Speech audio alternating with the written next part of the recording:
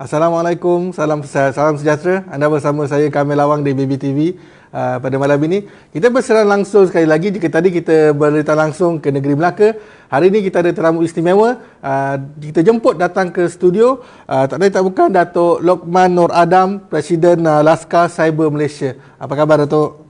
Baik, Alhamdulillah. Baiklah, hari ini kita undang Datuk Has untuk membicarakan tentang pilihan raya negeri Melaka, tentang survival, UMNO dan Barisan Nasional di negeri Melaka. Okeylah, sepanjang yang kita dah lihat ni, Datuk, bagaimana Datuk melihat bahang pilihan raya negeri Melaka, Datuk? Assalamualaikum warahmatullahi wabarakatuh dan salam satu Malaysia.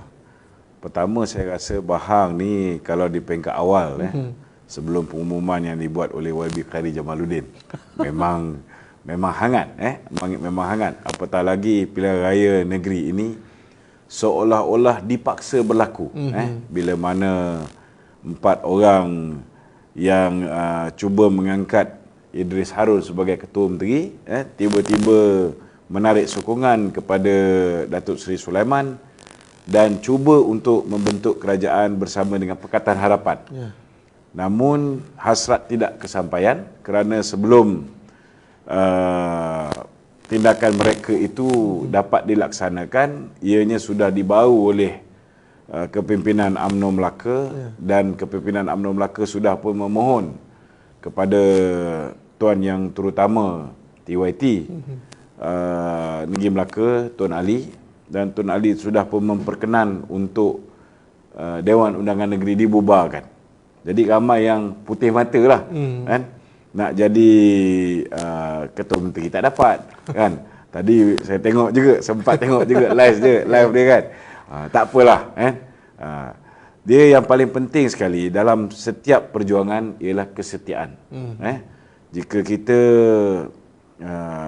sekerat jalan setelah diberi mandat oleh rakyat, kita berubah, kita berpindah camp, kita cuba membentuk kerajaan dengan pihak lain, ianya sudah pasti akan mendatangkan mudarat. Dan sebelum ni kalau kita lihat bila mana Datuk Seri Najib turun ke Melaka, sambutan daripada jentera-jentera parti khususnya amat luar biasa. Gelombang dia dah macam gelombang sebelum pilihan raya Kimanis. Sebelum berlakunya kerjasama antara UMNO dan Barisan Nasional. Gelombang begitu kuat. Seketika gelombang Muafakat Nasional juga begitu kuat. Namun nampak gayanya Tan Sri Muhyiddin ini disokong oleh Menteri Kesihatan untuk mewujudkan satu level playing ground. BN kita tahu ada struktur yang tersusun. Ada jentera di peringkat bahagian, di peringkat cawangan, peringkat PDM. Sedangkan PN mengharapkan jentera dia daripada PAS. Itu pun sudah pasti tidak boleh menyaingi BN. Jadi macam mana kaedah yang membolehkan mereka ni ada level playing field ataupun mereka ni setaraf. Memang tak setaraf pun. Betul. Tetapi nak pastikan ianya setaraf, itu yang pengumuman yang dibuat oleh YB Khairi Jamaluddin mengarahkan SPR. Dah lebih berkuasa daripada Perdana Menteri dah ni sekarang ni. Kan? Mengarahkan SPR, tidak boleh buat perjumpaan kempen secara bersemuka, tidak boleh mengadakan walkabout, tidak boleh ada ceramah-ceramah umum walaupun mengikut SOP yang ketat. Sedangkan di negeri-negeri lain sudah boleh dine in, sudah boleh lepak dekat mamak, sudah boleh macam biasa. Dah pasal 4 Melaka ni, tiba-tiba ngundur ke belakang. Semata-mata nak pastikan bahawa ada jentera BN ni pun tak guna. Sebab tak boleh kempen bersemuka, tak boleh rumah ke rumah, tak boleh ziarah kasih dan sebagainya. Jadi bagi saya lah, ini antara pemimpin yang sabotaj UMNO daripada dalam. Dan sudah pasti dari segi bahang pilihan raya, ianya tidak akan sehebat pilihan raya yang sebelumnya. Kerana macam kita ni lah yang akan jadi campaigner. Betul. Kan? Yang ada studio sendiri, yang ada platform untuk buat live setiap malam. Kan? Kalau YB yang baru, macam mana rakyat nak kenal? Bukan semua YB tu dia IT savvy. Betul. Kan? Dan bukan semua rakyat boleh mengenali YB ni hanya di media sosial. Bukan semua orang ada Facebook, bukan semua orang ada Instagram, bukan semua orang ada Twitter, bukan semua orang ada TikTok, kan? Jadi saya rasalah dalam pilihan raya umum sekalipun, kan, nak pilih calon ni kena pastikan calon itu sudah dikenali, khususnya di media sosial. Kalau tidak, calon-calon ni saya kesianlah, kan? Kalau mula baru nak terangkak-rangkak, ketika pilihan raya baru nak buat media sosial, baru nak buka Facebook, mati. Baik Datuk.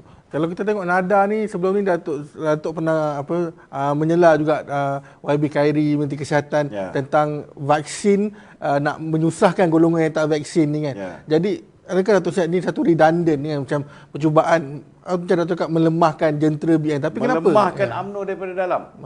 Tapi kenapa benda ni boleh berlaku? Sebab dia tahu bahawa tempat dia, Datuk Seri Muhammad Hassan akan bertanding. Kan? Nak campak dia ke mana? Campak dia pergi ke tempat sepupu dia, Syaziman punya tempat. Ketua bahagian situ pun berminat nak bertanding. Betul tak? Nak campak dia pergi ke tempat Tengku Zuri, orang kanan dia, di lembah pantai. Habis Ramlan Askolani tak berminat nak bertanding. Kan? Jadi saya nampak dia dah ada exit plan. Kalau UMNO tak mencadangkan dia ataupun mencalonkan dia, dia sudah ada tempat di Bersatu. Dalam perikatan. Sebab hari ni dia kerja ni, kan, nampak jelas. Lebih nak melemahkan UMNO supaya UMNO ni terheret untuk bekerjasama dengan Bersatu, ataupun setidak-tidaknya dia karamkan UMNO supaya dia boleh bertanding atas tiket Bersatu dan peluang Bersatu lebih cerah. Maksudnya UMNO kena aware lah wujud pemimpin yang macam UMNO, saya rasa UMNO di peringkat bawah ni memang aware. Yang peringkat atas ni, kadang-kadang dia orang aware pun dia orang mungkin tak berapa nak bercakap, nak bertindak pun tak boleh. Sebab nak bertindak ni kena benda yang betul-betul kukuh. Kan? Kalau dulu saya buat laporan ke atas Datuk Seri Syamuddin, yang terang-terang ada bukti kukuh. Dia pujuk orang untuk pergi ke Bersatu di Sabah. Kan? Pun akhirnya dia selamat. Kita pula yang kena pecat. Kan? Okay, ini realiti lah apa yang berlaku dalam parti kita ni. Saya yakin masalah ni memang ada. Orang marah kat UMNO, tapi yakinlah bahawa dalam pemilihan parti ni kita akan cuba bersihkan UMNO daripada orang-orang yang bermasalah macam ni, daripada duri dalam daging, daripada orang yang berkiblat ke Muhyiddin, kan? Mereka-mereka ni insya-Allah kita akan cuba bersihkan dalam pemilihan parti. Baik. Bila kita kembali dalam PRM Melaka, UMNO dia nampak macam dia yakin untuk bertanding sendiri. Jadi keyakinan tu berasas kepada Datuk? Dengan apa yang KJ buat ni, saya berani cakap UMNO mungkin BN mungkin menang tipis atau kalah tipis. Ianya lebih kepada 50-50 chances. Lebih-lebih lagi bila kita berhadapan dengan pertandingan 3 penjuru. Sebab orang muda ni saya tengok, yang cabaran utama sekali orang muda. Orang muda ni kebanyakan daripada mereka ni bila mengundi, mereka tidak mengundi dengan rasional. Mereka banyak mengundi dengan emosional, berdasarkan emosi. Kalau hari ini mereka merasa frust, diburu, pergi sana tak boleh, pergi sini tak boleh, disebabkan apa yang Khairi buat, kan? Disebabkan polisi-polisi Perikatan Nasional zaman Muhyiddin yang mungkin masih lagi diteruskan di zaman sekarang ini, kan? Disebabkan beberapa persetujuan antara Perdana Menteri yang ke-9 dengan Perdana Menteri yang ke-8. Jadi banyak benda yang mungkin akan melukakan hati orang muda. Dan orang muda bila dia marah, kan, dia akan terjemahkan dalam bentuk undi protes. Kan? Ini yang saya bimbang. Tambahan pula, kalau kita lihat bila mana Khairi melakukan perkara-perkara ni semua, Anwar Ibrahim mengambil kesempatan. Kan? Dia menjadi juara membela puak-puak yang dituduh oleh Khairi sebagai anti vaksin. So orang muda ni dia suka bila ada orang yang memperjuangkan nasib dia. Ini nanti akan menjejaskan UMNO dan Barisan Nasional. Tapi saya mengharapkan supaya rakyat mula berfikir secara rasional dan belajar daripada pengalaman pahit 2018. Bila mereka terlalu marah, kita lihat pengundi Melayu contohnya, 25% mengundi Pakatan Harapan. Bukan hanya kerana marah, tetapi kerana kepercayaan mereka bahawa janji-janji, 60 janji yang di table ataupun dibentangkan oleh Pakatan Harapan tu, mereka akan dapat kecapi. Akhirnya apa yang mereka perolehi? Semua janji tak ditunaikan. Sebaliknya yang ditunaikan penghapusan GST, hapus GST, kerajaan hilang lebih 30 bilion setiap tahun. Daripada janji tak ditunaikan, akhirnya apa yang dia dah dapat zaman Datuk Seri Najib, satu persatu ditarik balik. Last sekali, mereka kecewa dengan kerajaan. Jadi jangan ulang perkara yang sama. Mungkin hari ini Datuk Seri Sulaiman tidak boleh memerintah mengikut acuan dia sendiri, seperti mana apa yang berlaku di peringkat nasional. Datuk Seri Ismail Sabri juga tidak boleh memerintah mengikut acuan dia sendiri. Kerana di dalam kerajaan itu ada bersatu. Di dalam kerajaan itu ada juga bebas. Macam penembak utama kita tu. So, kita kena pastikan kali ini, kalau tak nak kerajaan itu cacar marba, kalau tak nak kerajaan itu tidak stabil, kalau tak nak kerajaan itu sentiasa bertukar-tukar ketuanya, tukar-tukar kerajaannya, maka kena pastikan, kena beri sokongan padu kepada Barisan Nasional. Jangan tengok Barisan Nasional hari ini. Kita kena tengok apa yang Barisan Nasional dapat laksanakan sepanjang tempoh 61 tahun, khususnya 9 tahun terakhir sebelum kita tewas 2018. Kita tengok banyak benda yang Datuk Seri Najib buat. Bantuan yang diberikan, kita perkenalkan buat kali pertama apa yang dipanggil sebagai BRIM. Diikuti oleh negara-negara lain, diikuti oleh Saudi Arabia, diikuti oleh Singapura, walaupun dia tak sebutlah nama dia BRIM, tapi mereka memberi bantuan tunai. Kalau kita lihat bantuan yang kita berikan kepada pesawar padi, penoreh getah, pekebun kecil, pesawar padi sementara menunggu hasil tuaian, RM200, Kita lihat ketika musim tengkujuh, kita bagi penoreh getah, sama juga RM200. Nelayan kita bantu, kita bagi subsidi baja mereka kepada pesawar-pesawar padi. Kita bagi banyak bentuk bantuan. Kita bagi bantuan dari segi klinik rakyat satu Malaysia, kita buat kedai rakyat satu Malaysia, dan banyak lagi. Kalau saya nak list down, dengan bantuan awal persekolahan untuk memastikan tidak ada anak-anak kita yang berkongsi pakaian, seperti mana video yang dimainkan oleh pihak pembangkang. Cerita konon-kononnya anak kita pergi sekolah, lepas tu abang dia segera balik pada sekolah, pergi ke tepi pantai buka baju, adik dia pula pakai baju sekolah yang sama. Nak pastikan benda tu semua tak berlaku, kita bagi bantuan awal persekolahan RM100 setiap orang anak. Banyak lagi yang kita buat, yang Datuk Seri Najib dan juga Barisan Nasional buat ketika kita berada dalam kerajaan, dan kita memerintah sebagai parti dominan di dalam Barisan Nasional. Kerana hanya dengan menguasai lebih daripada simple majority. Kalau BM boleh dapat lebih daripada simple majority, dia boleh mentadbir mengikut acuan dia sendiri. Kalau dia macam sekarang ni, menang hanya 13 kursi, dia terpaksa mengharapkan lagi 2-3 orang untuk bersama dengan dia. Maka 3 orang ni kita kena jaga macam menatang minyak yang penuh. Kan? Kalau 3 orang tu buat perangai, kita akan hilang kerajaan. Jadi kita kena ikut pula yang minoriti ni. Dan inilah punca kita tidak akan ada kestabilan, dan kerajaan tidak boleh buat apa yang dulu dia boleh buat. Ini penting. Baik, jadi kita tengok macam adanya PRM Melaka ni pun tak mengubah. Macam kata Datuk mention tadi, kalau menang pun tipis, kalah pun tipis kan. Jadi kita serahkan kuasa mengundi tu pada rakyat untuk 5 tahun, tapi mungkin keputusannya pun lebih kurang, 13, 15 nak dapat majoriti untuk. Itu sebabnya kali ni rakyat kena ketepikan titik bengit. Jangan anggap apa yang KJ buat ini sebagai keputusan parti itu sendiri. Dalam parti kita pun banyak tak puas hati dengan apa yang KJ buat. Jangan anggap polisi-polisi lama yang zaman Muhyiddin ini hari ini masih diteruskan, jangan anggap kita setuju dengan benda itu.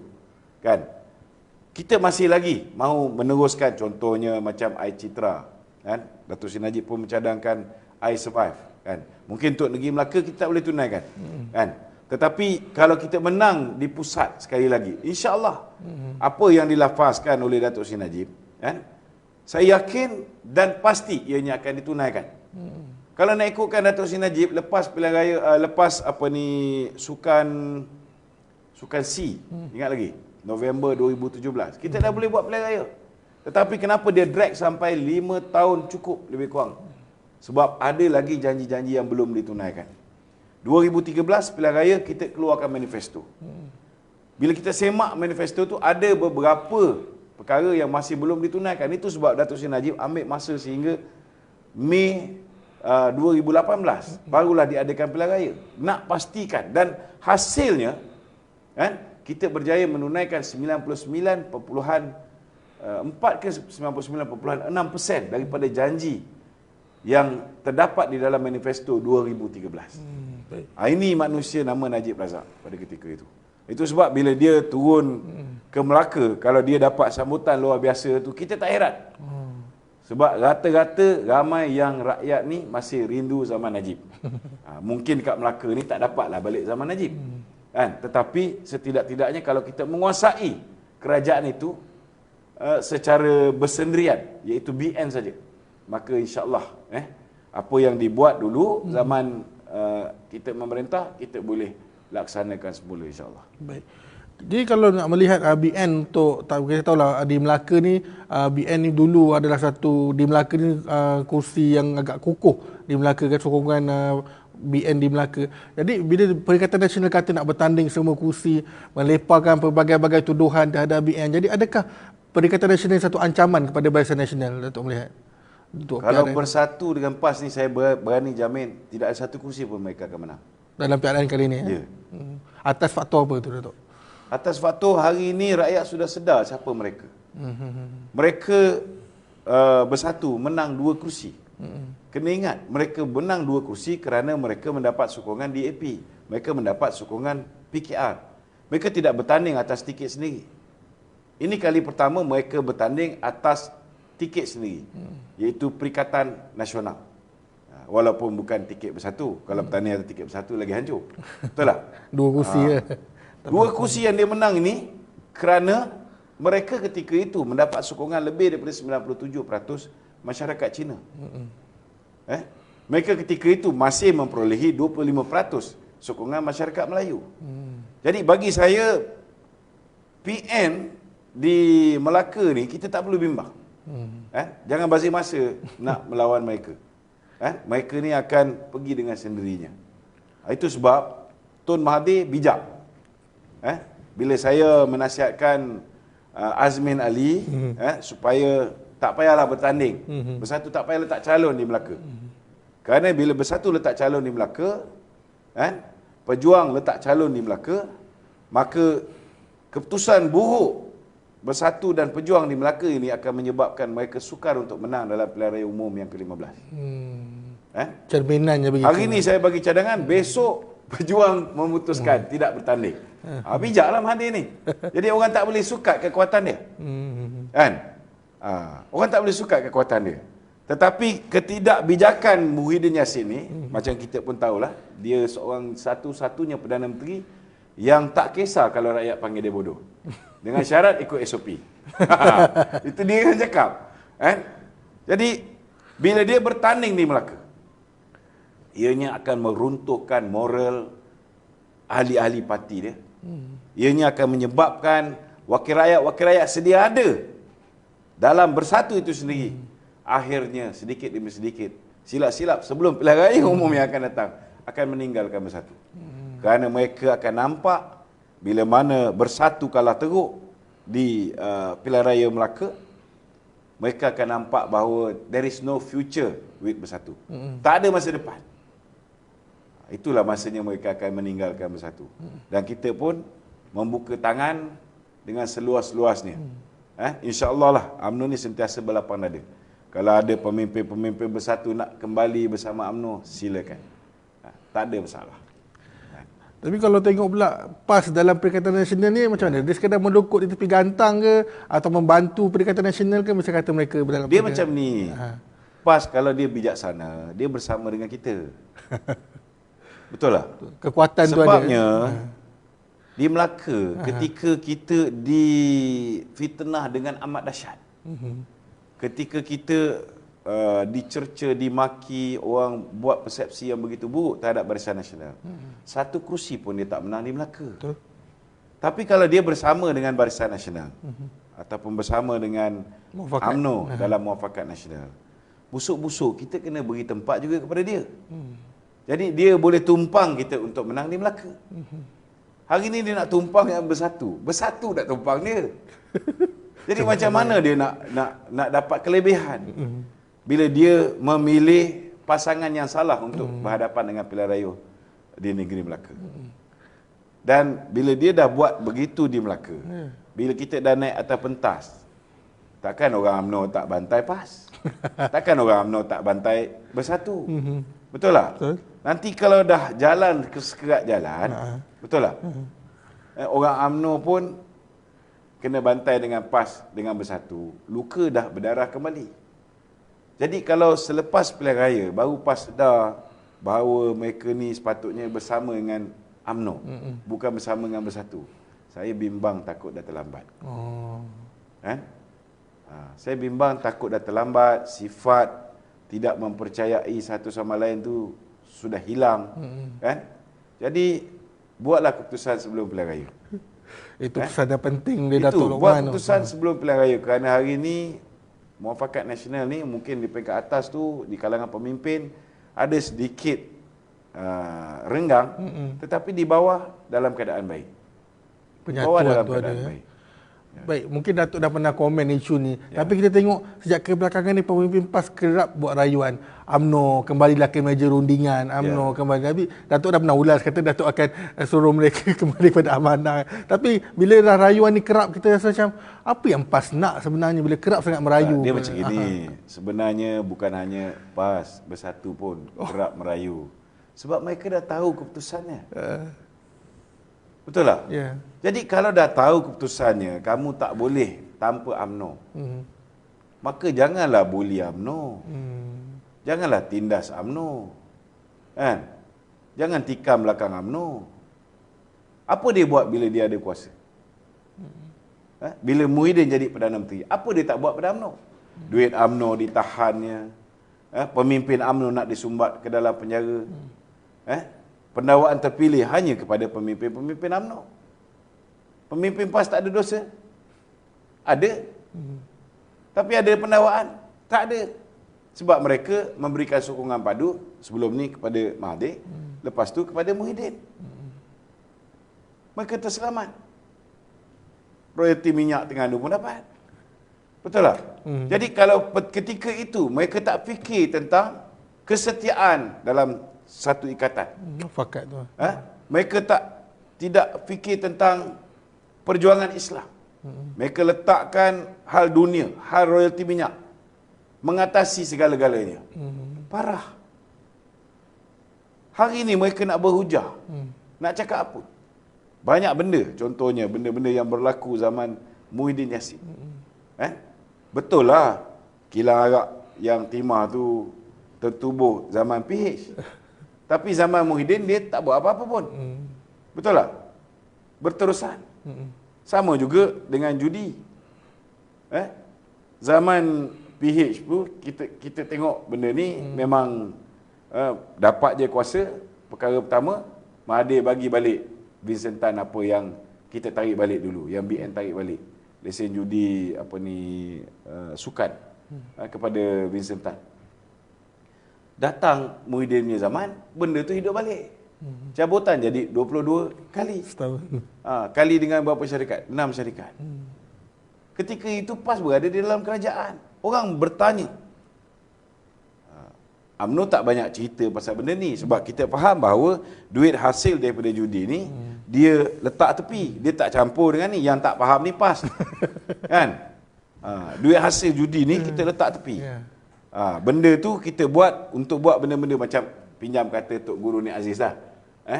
duit daripada hasil haram ni digunakan untuk buat benda-benda yang hina. Contohnya jalan raya yang digunakan untuk pijak-pijak. Ini Tuan Guru ni Aziz yang cakap. Kita ada pengasingan tu. Jadi UMNO tak pernah bising pasal benda ni. Nak buat tokong Cina, kan? Nak buat sekolah Cina, kita ambil duit daripada ni. Ini ramai orang tak tahu, tapi kita tahulah. Itu sebab kita tak pernah bising.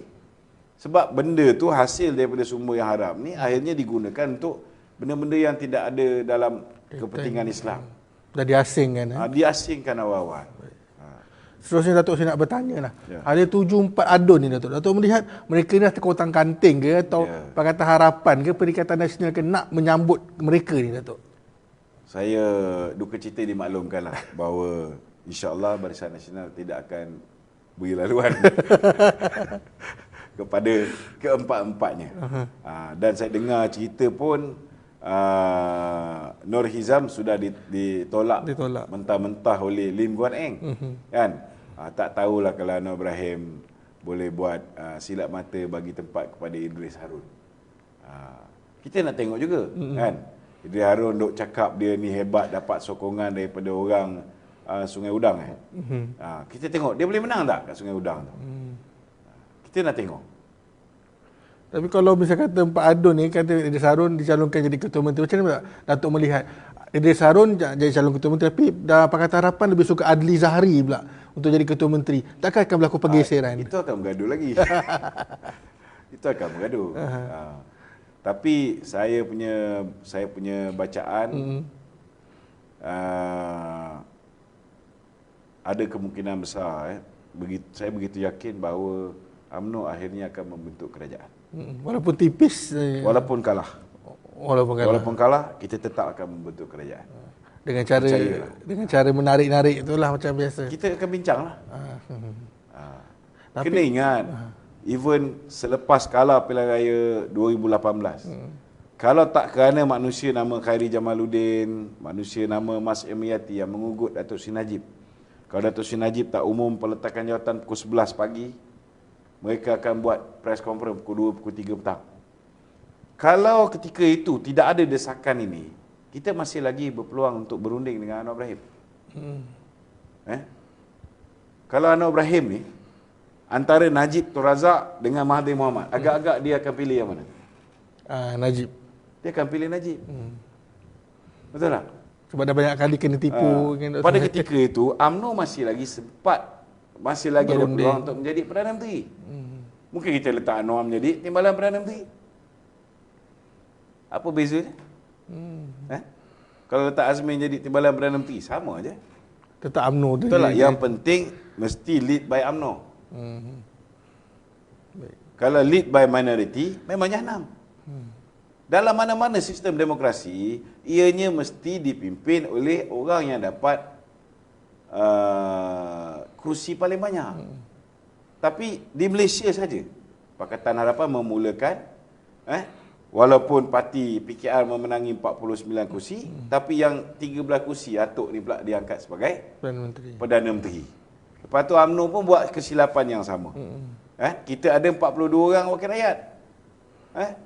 Muhyiddin cuma ada 32. 6 asal bersatu, 16 dia ambil dia curi daripada UMNO, dan lagi 9 dia curi daripada PKR. Kita bagi Muhyiddin jadi Perdana Menteri. Bila minoriti memerintah besar kepala, nak kontrol majoriti, macam mana nak stabil? Ianya tak akan berlaku, kestabilan itu tak akan berlaku. Baik Datuk. Kalau kita nak tanya Datuk sebut nama Mas Emiati lah. Ada ura-ura kata Mas Emiati ni nak dijadikan calon Ketua Menteri Perikatan Nasional jika menang, nak bertanding di DUN, nak jadikan seorang calon Ketua Menteri pertama wanita lah.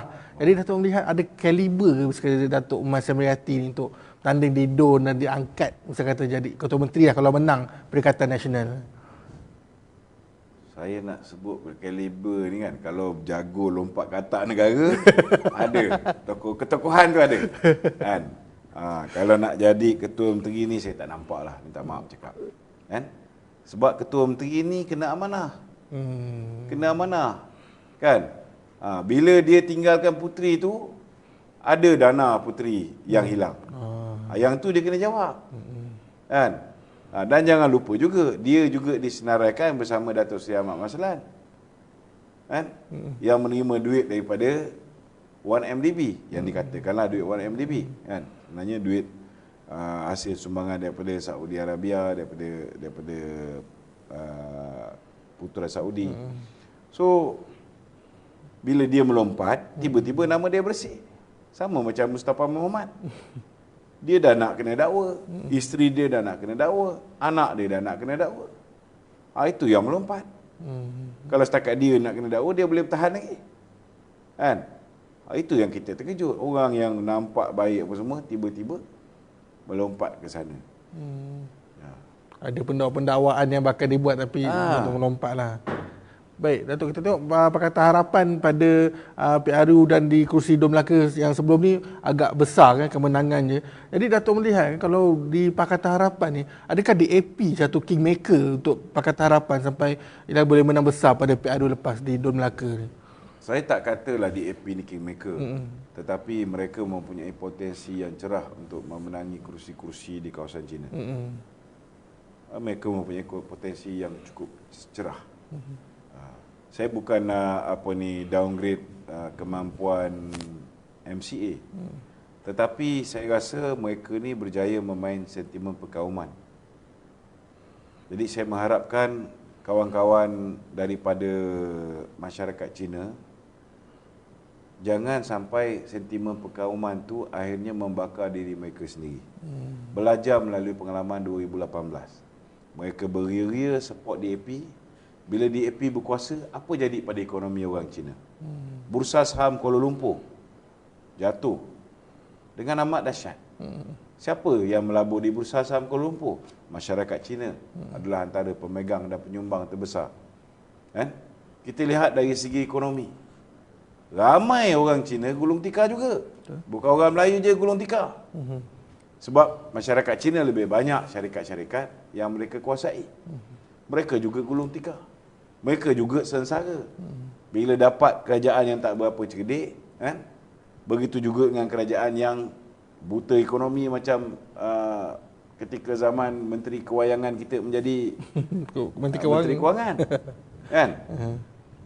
Bagaimana angka-angka indeks prestasi ekonomi Malaysia dimanipulate, diubah, kan?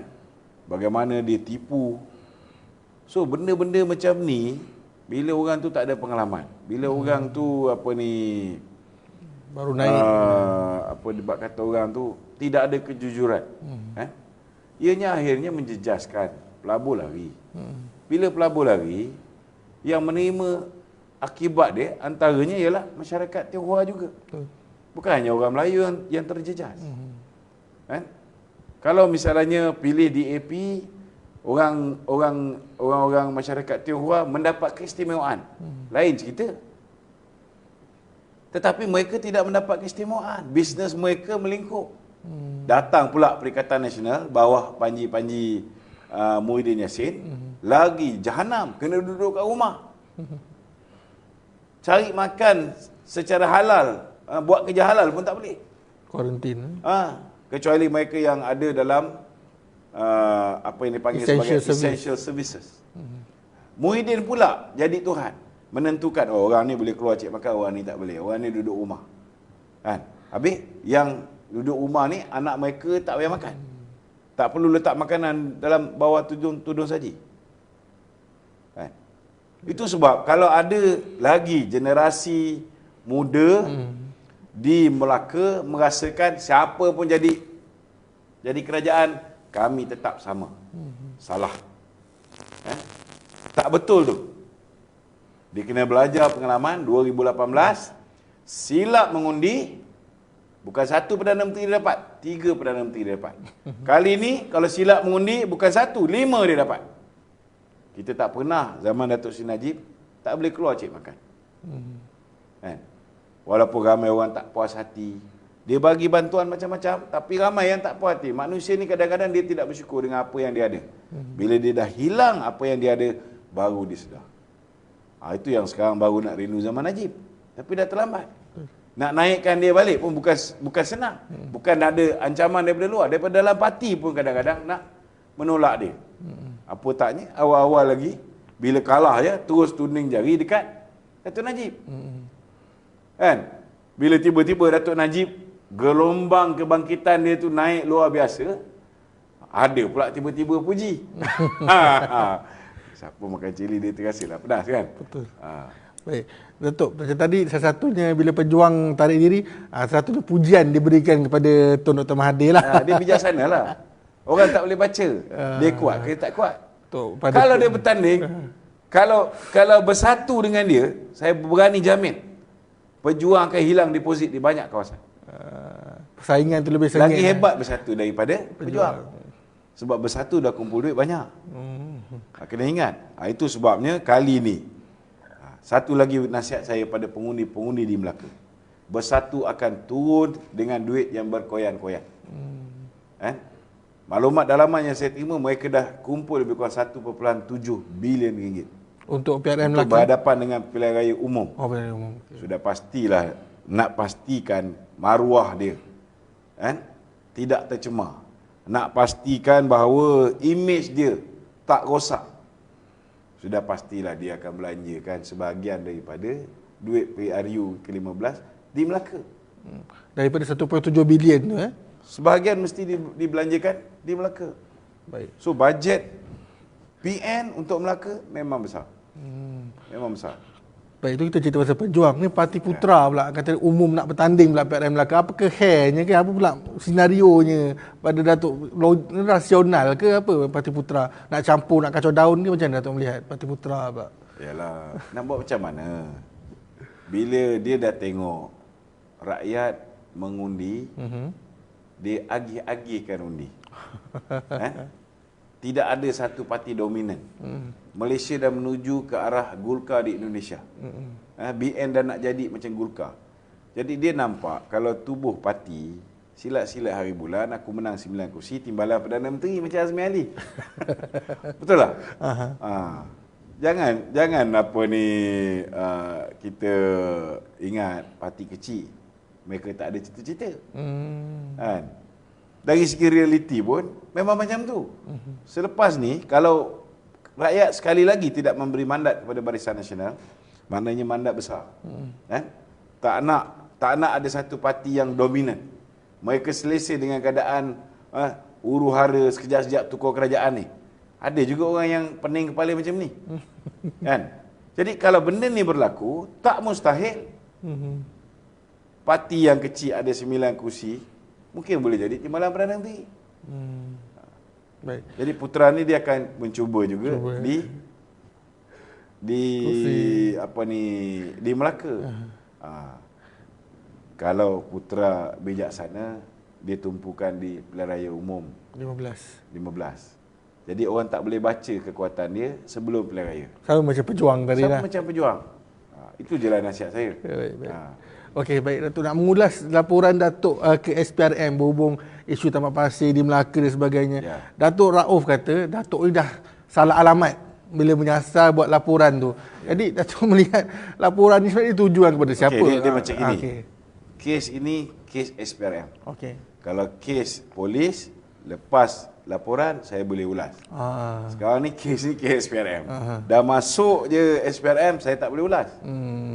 Kalau saya ulas, silap saya pula ke dalam. Kita pun tahu jugalah kerajaan PN ni kan, dia ada tendensi. Orang yang report pula yang kena. Kan? Jadi baik saya jangan ulas benda yang dah masuk SPRM. Baik. Okey Datuk macam apa yang YBKJ dah umum tak boleh berkempen. Datuk meramalkan ada tak nanti kita dapat lihatlah orang berkempen kat majlis kahwin. Majlis kahwin boleh. Orang berkempen kat majlis suku jambul, orang berkempen kat majlis. Tak, saya nampak nanti last kali orang yang pakai baju BN, pakai baju PN, pakai baju PAS, pergi makan pun ada yang kena saman nanti. Betul tak? Banyak berkempen lah. Dan akhir sekali, contohnya peniaga-peniaga, akhirnya akan marah. Sebab sekarang ni mereka di bawah Fasa 4. Fasa 4 masih boleh pergi makan, orang boleh naik dan sebagainya. Lepas ni, orang politik tak boleh duduk situ. Habis apa jadi dengan peniaga dia orang? Akan timbul banyak masalah dengan regulation yang double standard, luar Melaka lain, dalam Melaka lain. Kan? Benda ni mungkin KJ tak baca lah. Kan? Sebab dia belajar tinggi sangat sampai Oxford kan. Jadi kita tak boleh nak expect dia boleh faham benda-benda macam ni. So double standard ni akhirnya akan menyebabkan orang lagi marah kepada kerajaan. Kan? Orang lagi marah dan kemudian nanti akan timbul keadaan-keadaan di mana orang contohnya lah berkumpul kan, langgar SOP pun nak ambil tindakan, pihak berkuasa pun serba salah. Sebab dia orang boleh bagi alasan kami turun makannya. Kan? Kalau mereka saman juga, pihak berkuasa pula, pihak polis pula nanti yang akan dipersalahkan. Jadi leceh. Dia jadi susah. Kan? Pihak polis pula yang akhirnya akan menjadi musuh kepada rakyat bila mereka hanya menjalankan tugas apa yang dititah ataupun diperintahkan oleh kerajaan. Tapi kalau macam kita lihat biasanya pilihan raya ni sumber rezeki pada peniaga kan. Betul. Perayu-perayu. Tapi kali ni saya nampak tidaklah. Silap-silap dia boleh terbalik. Kalau dulu meriah, silap-silap kali ni sepi. Sampai orang biasa nak makan pun susah nanti. Pengawasan pemantauan yang mungkin terlalu ketat kan. Maknanya sebelum nak pergi kedai makan kena tukar baju dulu. Tak boleh pakai baju parti. Kalau tidak mereka akan kata berkempen, perjumpaan bersemuka dan sebagainya. Baik. Leceh, betul-betul leceh. Okey, kita dah nampak, kita dah faham senario serba sedikit yang dijelaskan oleh Dato' Lokman. Apa mesej yang saya dapat tangkap, dapat saya fahami, para pengundi di negeri Melaka jangan mengulangi kesilapan pada 2018. Maksudnya kena pilih dengan betul, pastikan ada satu kerajaan yang solid. Ya. Baik, betul. Dato', untuk akhirnya mungkin pesanan Dato' kepada penonton kita, pengundi Melaka yang akan membuang undi pada 20 hari November ni, supaya mereka buat satu keputusan yang bijak. Mungkin Dato' boleh bagi pesanan kepada mereka. Pesanan saya satu sajalah. Memang kerajaan negeri Melaka, kepimpinan-kepimpinan di Melaka sebelum ni tidak perfect. Manusia ni tidak lari daripada kelemahan. Malah kalau kita nak ketengahkan calon-calon baru pun, bukan satu perkara yang mudah untuk kita cari calon yang baru di Melaka ni. Kan? Namun kita akan berikan yang terbaik untuk negeri Melaka. Saya yakin Datuk Seri Zahid, PM sendiri, Datuk Seri Muhammad Hassan akan pilih calon yang terbaik untuk memastikan mereka ni boleh menggalas tanggungjawab untuk memerintah negeri Melaka dengan cemerlang seperti mana ketika kita 61 tahun. Kan? Jangan sukat ketika kita ni berkongsi kuasa. Sebab bila berkongsi kuasa, kita tidak boleh memerintah mengikut acuan kita sendiri. Tetapi kalau nak melihat kestabilan ada di Melaka, nak melihat bahawa apa yang dulu Datuk Seri Najib bagi kepada rakyat dapat diteruskan di Melaka, kita kena berikan sokongan kepada Barisan Nasional. Baik. Tak kiralah siapa juga yang menjadi calon atas tiket Barisan Nasional, kita kena beri sokongan. Kalau boleh, rakan-rakan daripada Bersatu dengan PAS ini, walaupun mereka ahli PAS, ahli Bersatu, kena faham bahawa setiap undi yang diberikan kepada PAS, setiap undi yang diberikan kepada Bersatu, akhirnya boleh menyebabkan Pakatan Harapan menang.